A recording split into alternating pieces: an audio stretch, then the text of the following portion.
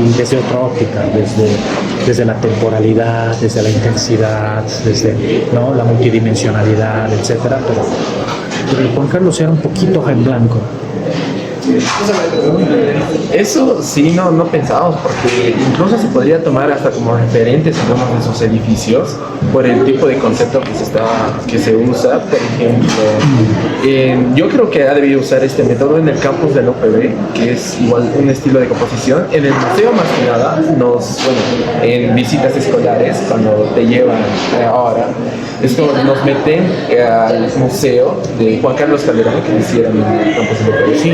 Y ahí hay varios, hay hojas de dibujos, hay maquetas, hay una maqueta creo que del Palacio de Comunicaciones, si no estoy mal, y creo que hay como una invitación de ese estudio incluso, pero ahora lo que nosotros también queremos un poco también indagar y preguntarles, como que ahora diciendo a los que más se enfocaba de partir no es como que toma tanto el exterior, entonces ¿cómo se podría relacionar el diseño de sus fachadas, por decirlo así? No tanto así puntualmente diseñaba de esta forma, pero viéndolo más de una forma de que qué tanta importancia le daba, porque no era tanto así como que, ¿cómo explicarlo?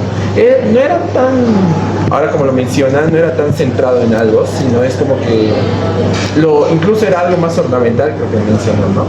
Tiene mucho de ornamento, tiene mucho...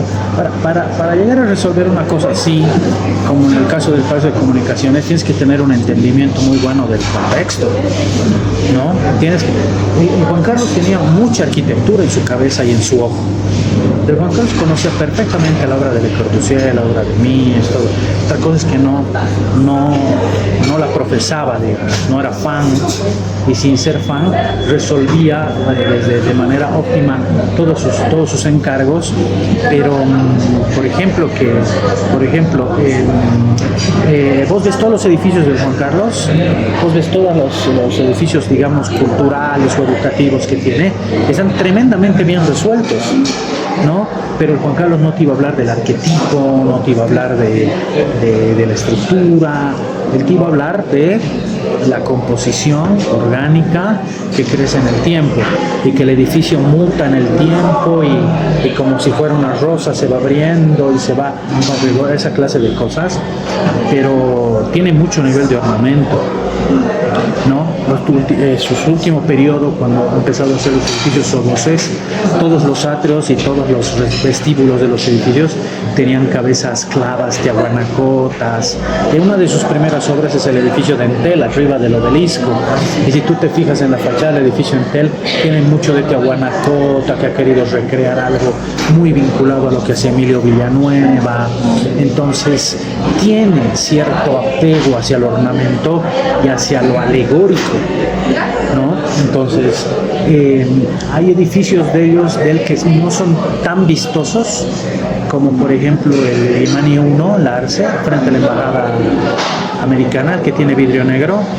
Ese, por ejemplo, es un edificio tremendamente solvente, súper bien dimensionado, pero no le ha dado, digamos, un valor. Es el que menos ornamento tiene, digamos. Él, pero dibujaba adornos, o sea, él agarraba y te dibujaba el remate de las escaleras del Palacio de Comunicaciones. Tiene todo un mural hecho por él, los atrios del Illimani 2 tiene todo un mural hecho como si fueran plumas con cerámicas que puedes entrar a ver porque esa parte es libre del edificio.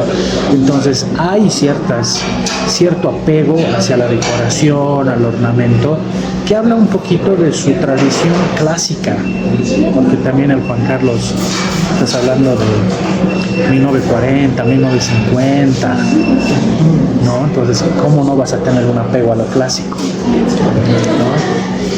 Entonces, bueno, ahora que ya tenemos un poquito más claro de lo que él más o menos intentaba buscar al momento de diseñar, que es una mezcla entre ornamento y concepto, ahora ya yéndonos más hacia nuestro tema de investigación, nosotros hemos notado de que en algunos edificios, por ejemplo, la CAP, en la CAP, literalmente se puede ver desde Google Maps que el frente está muy bien diseñado, tiene como varias columnas que le dan como una jerarquía a la entrada de la cava, atrás de las palabritas que se cavan. Sí. Es como una composición de bloques, como mencionó. Igual ahorita ya le damos más sentido de que hizo una composición en la fachada principal y es una composición que le da mucha jerarquía. Pero te vas hacia la parte de atrás y es un muro en blanco con 5 ventanitas y abajo unas 4 ventanitas. Entonces, nosotros ahí fue como algo chocante porque dijimos, ¿qué pasó? Es como tal vez se le acabó el presupuesto. No, tal vez. no. La CAF tiene un planteamiento bien chistoso porque al Juan Carlos, sobre el lote de la CAF, al Juan Carlos lo que le interesaba era que el edificio mire hacia el cerro del frente, nada más. Al Juan Carlos lo que le interesaba era mirar que cuando vos estés caminando por la Arce no pierdas la vista del cerro del frente. Entonces resuelve el edificio así. Y desde luego con los volúmenes que este se vuelve el auditorio, que este se vuelve el cajón de adelante y pone las 5 columnas adelante, que para mi criterio es algo que yo definitivamente sacaría como alegoría, como adorno, porque estos 5 volúmenes los hace en honor a los 5 países fundadores de la CAF.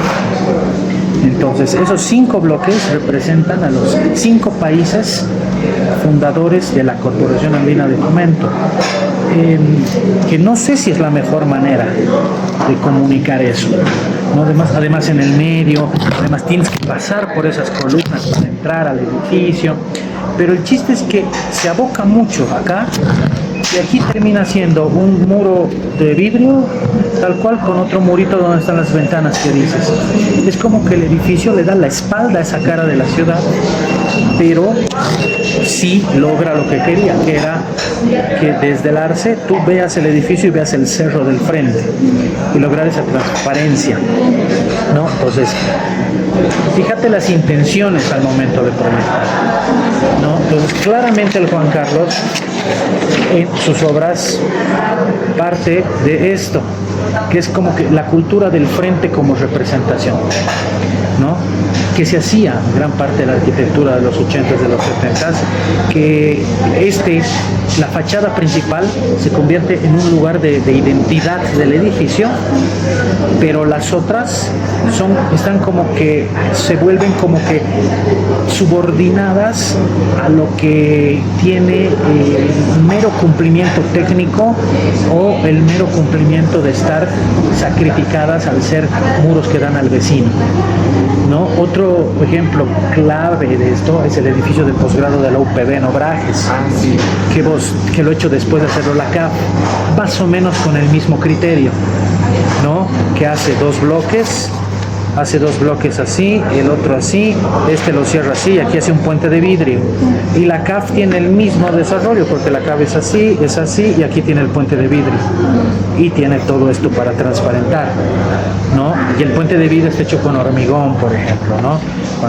Si a mí me hubiera tocado hacer ese puente de vidrio, lo había hecho con estructura metálica, súper livianita, todo, pero no, él quería el peso del hormigón, el grosor del hormigón.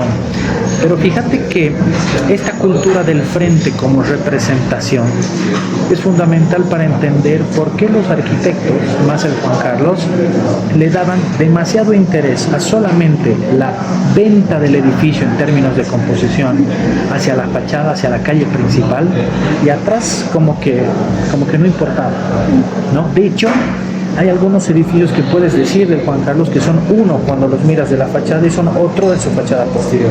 Parece ser que son edificios hechos por 2 arquitectos diferentes, ¿no? Y el arquitecto y el Juan Carlos que da a la calle es un gran Juan Carlos. Y el arquitecto el Juan Carlos que mira al vecino, no es un Juan Carlos tan solvente, ¿no? Y eso que ha tenido la oportunidad de construir en lugares donde, por ejemplo, en la CAF, tienes la posibilidad de la montaña del frente mirar el edificio y puede haber sido tan solvente como mirando a la cara. Es como que el edificio le da la espalda a la trama a nivel manzano, y eso es la cultura del frente como representación. Ah, ya. ¿no? Y con eso ya podemos más o menos ya ir uniendo muchas ideas que teníamos, el por qué más o menos, porque nosotros no entendíamos, de hecho, nada, no nos entraba porque veíamos en Google Maps que este es el edificio que estamos viendo del otro lado y no Nos gustó encontrarlo. Sí. sí, no, y no dábamos porque bueno, ahora que nos explica de que tomaban el frente como representación. Y bueno, yo, eso era más una duda también que podría corroborar. ¿Usaba este frente como representación en todas sus obras o eso lo implementó desde algún punto? En la mayoría. En la mayoría. En la mayoría. Si tú ves tú ves el edificio de Entel, te vas a dar cuenta que el edificio de Entel tiene una única fachada protagónica y las otras están como poco trabajadas, ¿no? Es como un edificio que tiene dos muros medianeros y solo una fachada visible, muy como los cholets, que el cholet te dibuja todo lo que quieres en el frente y al lado, si es medianero y se queda en ladrillo, pues que queda en ladrillo, pero solamente decoras el frente como representación. Entonces eso es clave. Y hay edificios del Juan Carlos que tienen esa condición y que ha ido acentuando esa condición cuando se empezó a ser más viejo. Porque si tú te fijas el Hansa es un edificio que funciona a los 360, ¿no? ¿Ves el Palacio de Comunicaciones? El Palacio de Comunicaciones te cierra, parece el mismo edificio. ¿Ves el Illimani 1, el Illimani 2? Pero cuando ya se vuelve así, arquitectura institucional, inclusive la ex USAID que está en Obrajes, que ese edificio es pesado, es macizo, es gordo, es grueso, pero no deja de tener la misma protección, el mismo cerramiento, de todo. Empieza a cambiar harto cuando empieza a sintetizar su arquitectura, cuando tiene una fase de Juan Carlos de querer hacer lo más con lo menos, aunque lo haya negado hasta la muerte. Quería hacerlo más con lo menos, y la CAF es ese primer intento, es solucionar el proyecto con 3 volúmenes, con 4 volúmenes. El edificio de la Alianza Francesa pasa lo mismo, el edificio del BIT pasa lo mismo, y el edificio del BIT es peor porque está al frente de la Embajada Americana, pero cuando vos lo miras de atrás, el edificio subiendo la Cantutaní, es otro edificio. Entonces esto habla del contexto urbano y la falta de previsión del entorno posterior. ¿Por qué? Porque tampoco en La Paz hay una previsión de cómo se van a trabajar o cómo se pueden regular las medianeras, los muros medianeros, los muros posteriores, los muros. Eso es bien importante, ¿no? Y además, el peso del mercado inmobiliario también le ha jugado un punto en contra. ¿Por qué? Porque los edificios del Calderón, especialmente en vivienda o los mixtos, responden a encargos privados o comerciales donde la prioridad es la venta visible de la obra. Entonces lo que tú tienes que vender es la cara del edificio y por lo tanto esa cara tiene que estar mejor trabajada, porque esa es la cara que publicas, esa es la cara que vendes, versus las otras que pareciera ser que no importaran. Entonces aquí también hay un peso importante del mercado, que pese a que esto te restrinja, vos debes tener la habilidad de que el edificio mantenga la coherencia en todas sus caras, ¿no? Segundo, la modernidad incompleta o parcial, porque él entra en una generación en que las tendencias entre lo racional, entre lo orgánico, estaban absolutamente peleadas. Entonces,